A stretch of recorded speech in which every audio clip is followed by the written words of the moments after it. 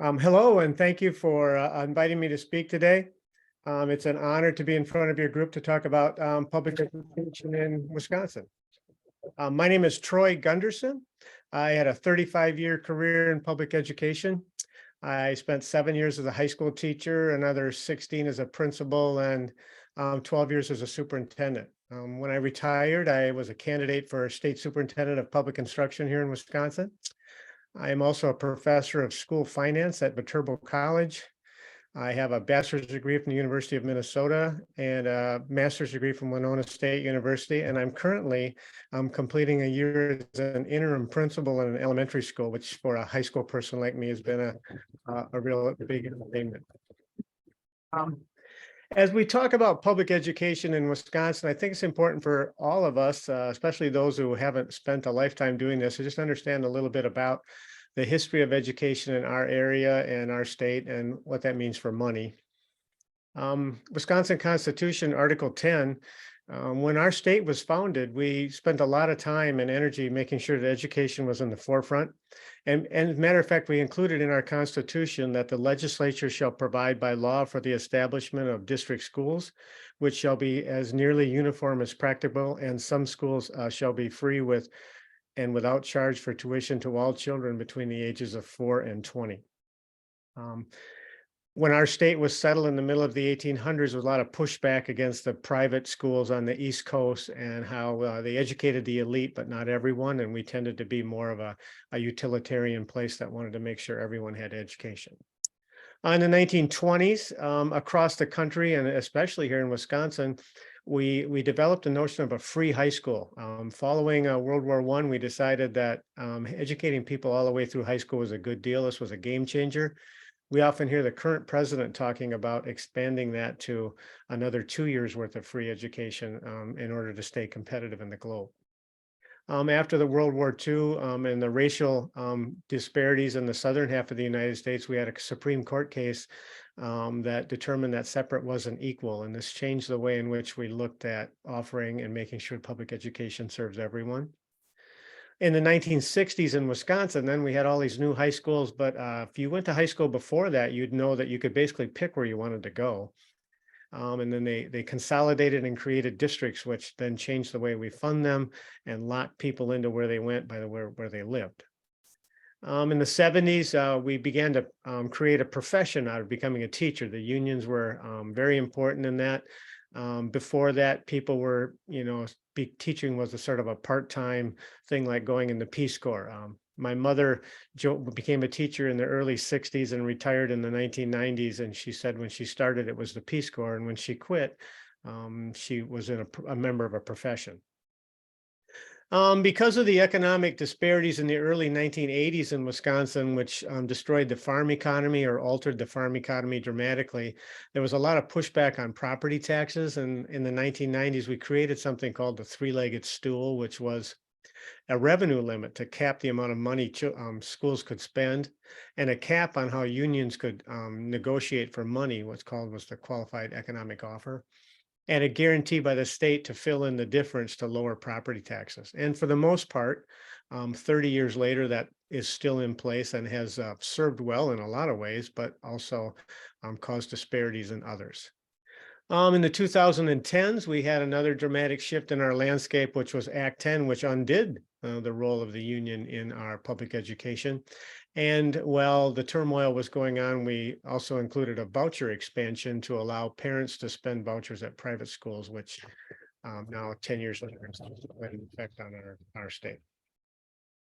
So if we look at just if a person wants to have enough vocabulary to be able to be in a debate or to understand what the topics are going on in Madison as they talk about funding schools, a few things you should know.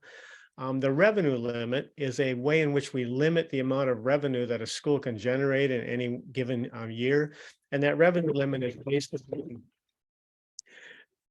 the number of students in the school district times an agreed upon amount that is based off of the previous year's revenue limit, and it was all started in the 1990s. Equalization aid then is an aid given by the state of Wisconsin to fill that in. So where are you going to get the money from for your revenue limit? You're going to get some from Madison and some from local property taxes, and it depends upon your wealth. in terms of property value. And it's worked pretty well in terms of consistent tax levies across the state. That was really one of the goals. And it's important for everybody to remember that Madison is basically setting your school taxes. Your taxes equal the revenue limit minus the state aid that they provide. The pushback in the 2010s was pretty strong because along with eliminating the unions, they froze the revenue limit and really puts the squeeze on public schools in terms of funding. And it was a pretty dire time. And at the same time, then the state of Wisconsin, basically the conservative movement began paying all school districts by student, per student. So they sent a certain amount of money to each school district for the number of kids that they have, irregardless of their wealth. So property poor places like Sparta, Wisconsin got the same amount of money as property rich places like Mequon, Thiensville, and sort of undoes the equalization aid piece. But it started out at $100 a kid, and now it's well over 1,000. So it's a tough thing to move. Special education funding, they send you money based upon your number of special education kids because they're more expensive to educate.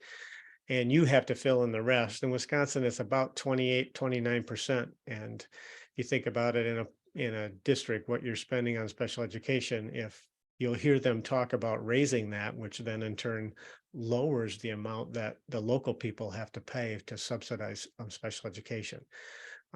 The governor has talked about 60%. So it would make a giant difference. And that's one of the debate items that's coming up. Categorical aid is aid that has specialized attachments to it, and I think we could do more of that, but the current ones are things like transportation, depending upon how spread out your children are in your district, how long they spend on the bus, you get extra money to pay for that. Trending data in Wisconsin, this is an interesting thing. So now that we sort of know how the levers are working here, it's time to think about, what's actually happened. Several administrations and budget battles in Madison, they'll freeze the revenue limit. So they'll say, hey, school district, you can raise $10 million last year and you can only spend 10 million, you can only raise $10 million again this year. You can spend more if you've got leftover from the year before, but you can't raise any more than 10 million. And at the same time, maybe your health insurance went up by 25%, or you wanted to give a 3% raise to your employees, and there's no way you can do that without changing the revenue limit. So it causes an awful lot of tension. It's failed to keep up with the growth, and it's not very predictable because it's subject to political battles. Over the last 40 years in Wisconsin, we've spent inordinate time, and it's the baby boomers who get to vote. People like me, I'm one of the youngest baby boomers. And we have repeatedly voted for folks who've promised to lower our taxes. In 1980, the average Wisconsinite paid 13% of their income in taxes, in property taxes and state income taxes, which we use to fund schools. And by 2002, that was down to 11.2%, and it's now down to 10.3%. So that's a dramatic decrease in the amount of commitment. Now, I realize that people make more money today, and so in real dollars, you pay more in taxes. But as a percentage of your income, it's almost 30% less than it was 40 years ago. So that's a result of campaigns that promise that. And in a state, you can't just do what the federal government does. You can't just borrow money. You have to balance out. So they cut programming or they cut funding, which education is one of those things.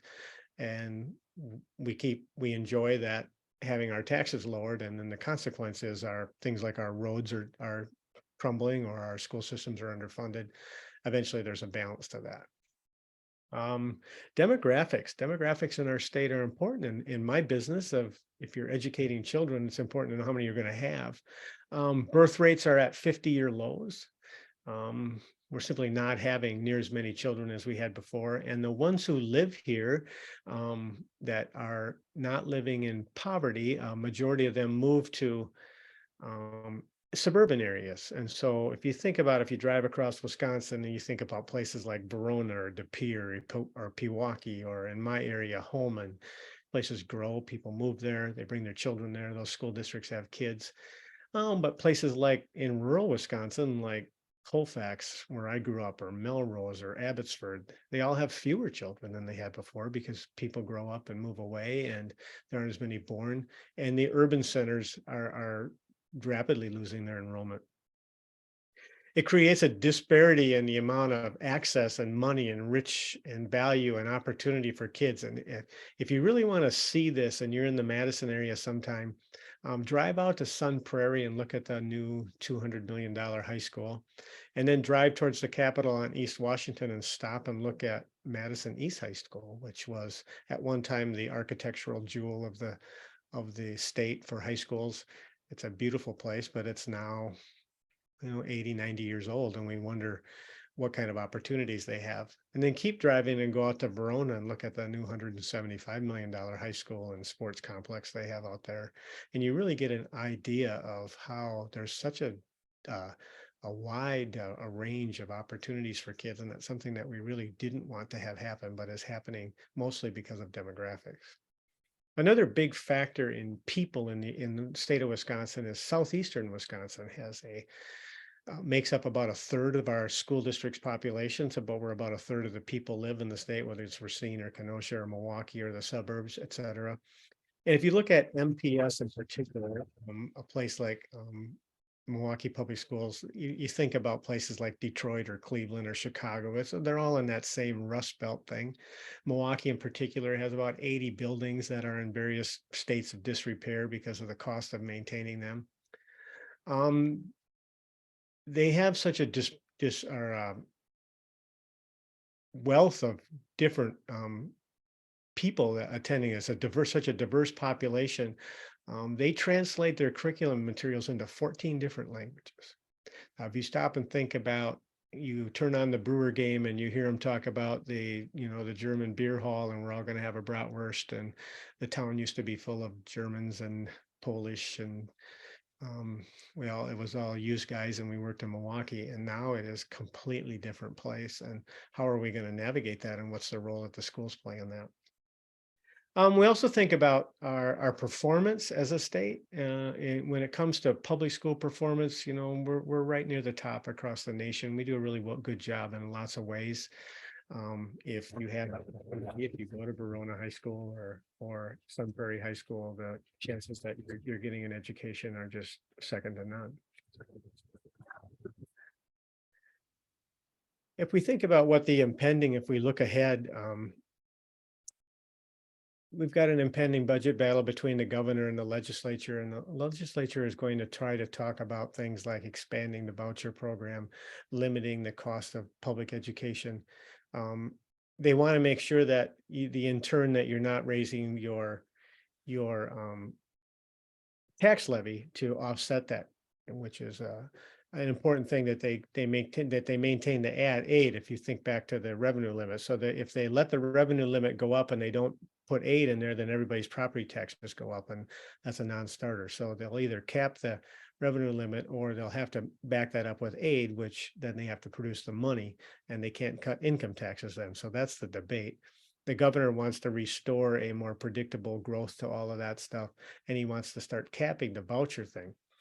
If we think about voucher expenditures just in a state of Wisconsin in terms of what that costs, I'll just use La Crosse County as an example. La Crosse County has a metro center of La Crosse with 75,000 people in it and some suburban type places. In 2018, there are 5 school districts that make up most of the county. There's Bangor, Holmen, Onalaska, La Crosse, and West Salem. And if you look on the map, you can figure that out. That those schools together paid $970,000 for 125 kids to attend used vouchers at private schools.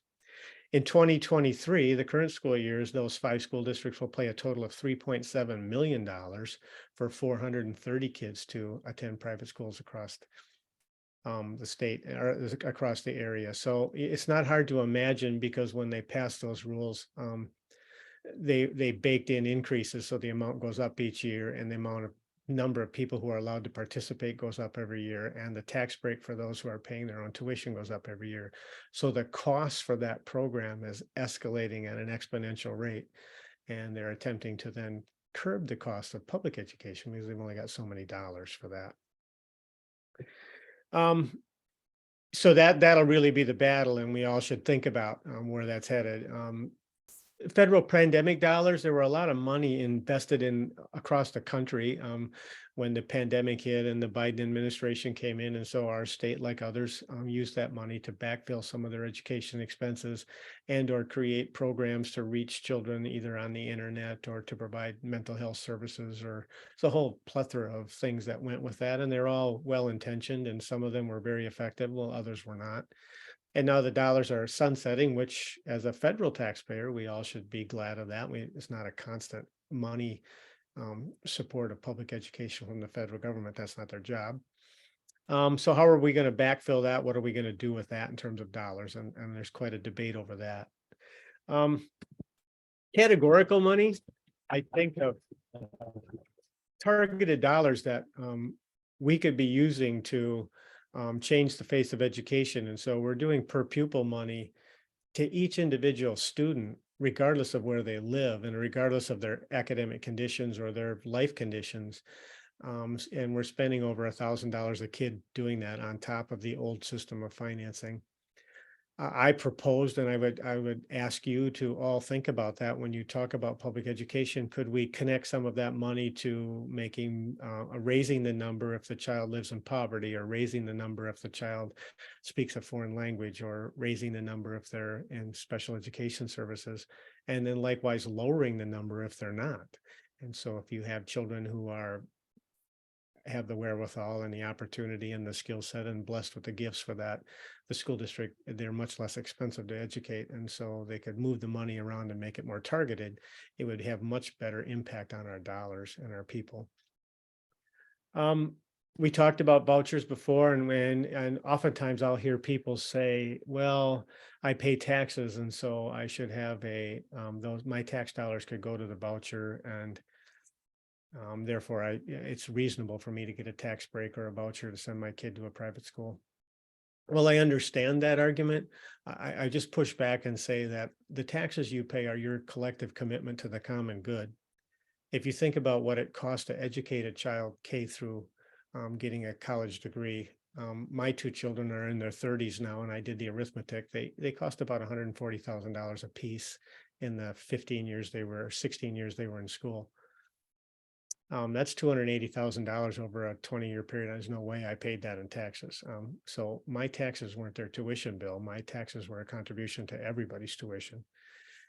We think about things like a city park. If I don't like the current park, can I get a voucher to put a swing set in my backyard?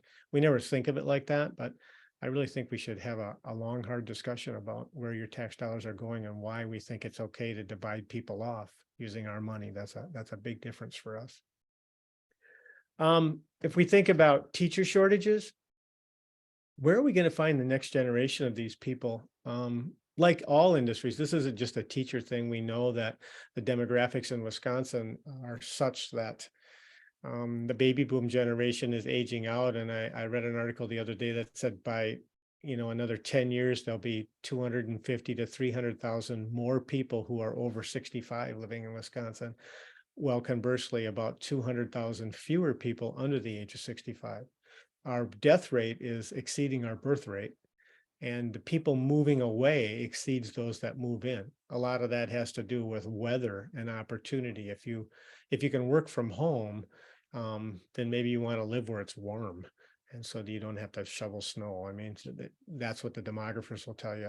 So Wisconsin's kind of up against it that way, as we have an aging population. And what does that mean for not only the school business, but if you own a factory and you want to expand, where are you going to get workers? And so all the way back to the teachers, where are we going to get them from? They normally come from low income families because they view teaching as a step up the economic ladder. And we have made college education so expensive that that segment of the population chooses not to do that. And so the teacher candidates that we're getting today out of college are all very good. There's not a criticism. There are far fewer of them. And most of them come from more affluent backgrounds, which is an interesting perspective. And then we'll get a lot of applicants for paraprofessional jobs, people that want to be a teacher but can't afford to become a teacher. And I think we have to think about how we fund our university system and how the opportunities we provide for people to work and learn and become a teacher without having to spend $100,000 on a college education. So think that's an important piece of that. Culture wars, we see this on a national level and also on a state level. We'll spend a lot of time talking about all kinds of issues that seem very irrelevant into education. I mean, they're great for debate. We really want to have an honest conversation about the history of Wisconsin in 1800. It was inhabited by indigenous folks who had lived peacefully for hundreds of years until we showed up, until people that looked like me showed up.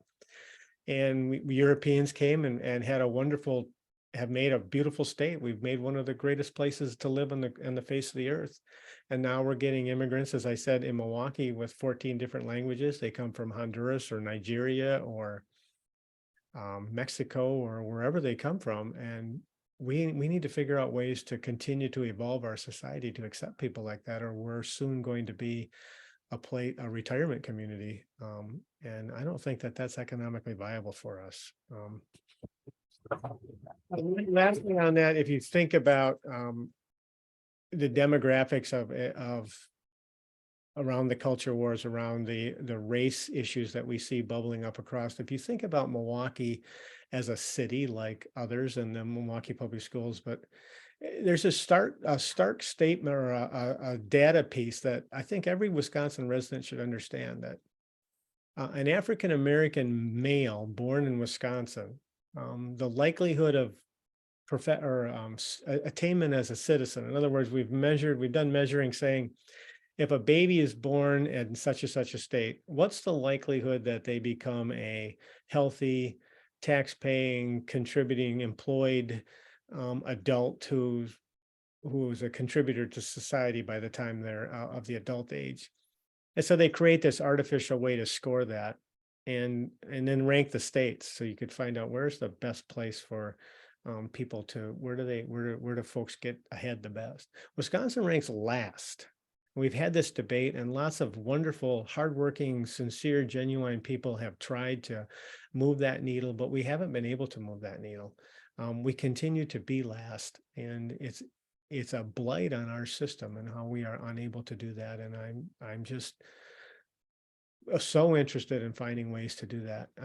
As you dig into that data, other Midwestern states are also 47, 48, 49. We're 50th. And we're so far behind number 49 that if we doubled our performance, we'd still be last. It's a earth-shattering statistic on our state. And we should think about what our options and what our choices are there.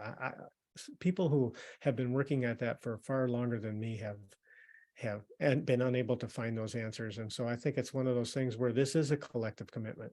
And when we put our hands together and our resources together, we can make that difference. And we allow people to divide themselves off, and we sort of clanonize ourselves. So we go to school with only people that look like us. We can't solve problems like that. I think it's important that we remember that.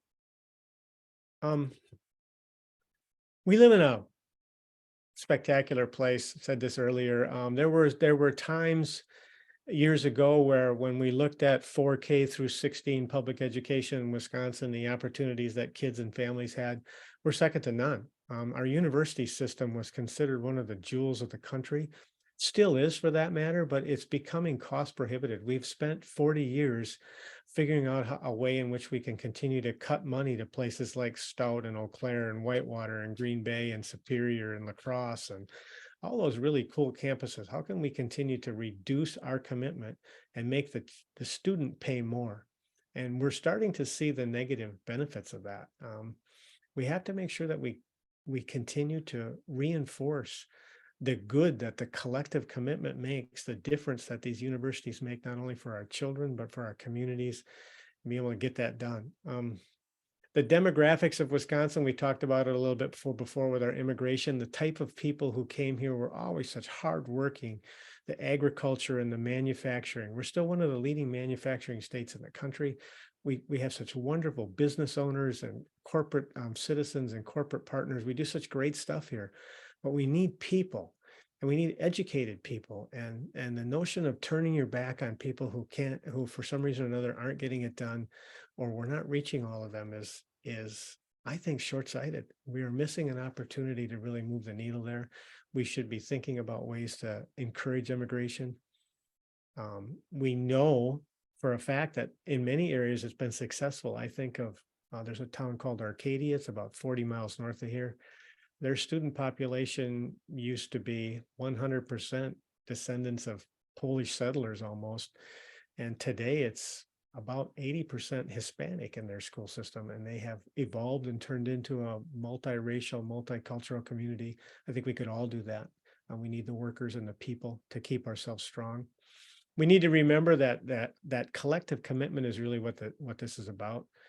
Public education belongs to all of us, and you folks are doing your part as citizens by participating in a service group like the Association for University Women and pledging to learn more about public education and the cost so that you can be better citizens, ask better questions of your legislators and make different votes and participate in your school board meetings, whatever it is that you want to do. I think it brings out our better angels when we agree to hold hands and move the needle for everyone instead of just for my child or your child or the easy children to educate. We make a difference in the world because, the rising tide lifts all boats. We've all known that for a long time. I challenge people when I talk about this kind of stuff to close your eyes and think a little bit about 2040 in Wisconsin.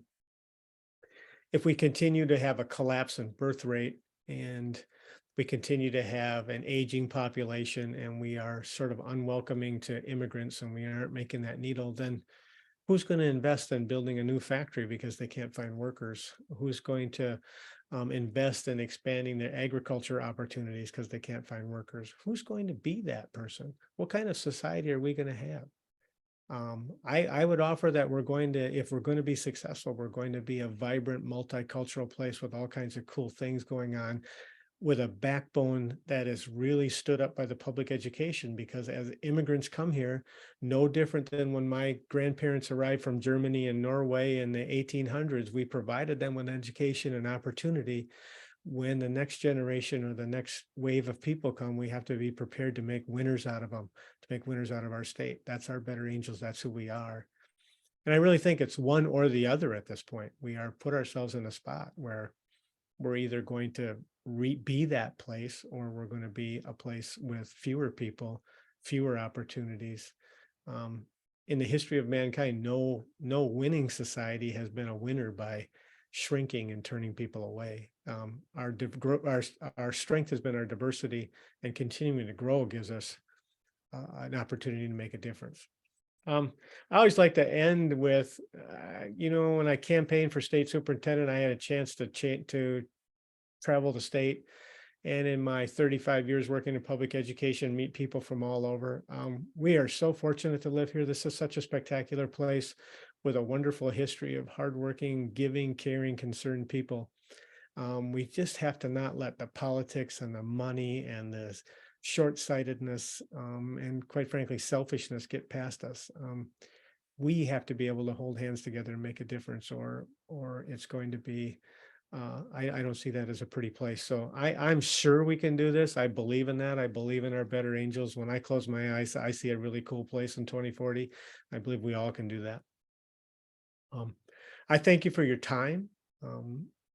It's been an honor and a pleasure to visit with you today. And I hope that as you watch this video, it causes some discussion about things you can do at your local school board by asking about what their revenue is and what kind of state commitment they get, or what their plans are for increasing enrollments or finding teachers or serving the community, and that you get involved with that and asking those questions, because that's what it's going to take: bright, talented people willing to be leaders who can make a difference. So you are to be congratulated for watching this video, and I certainly thank you for taking the time to listen to me.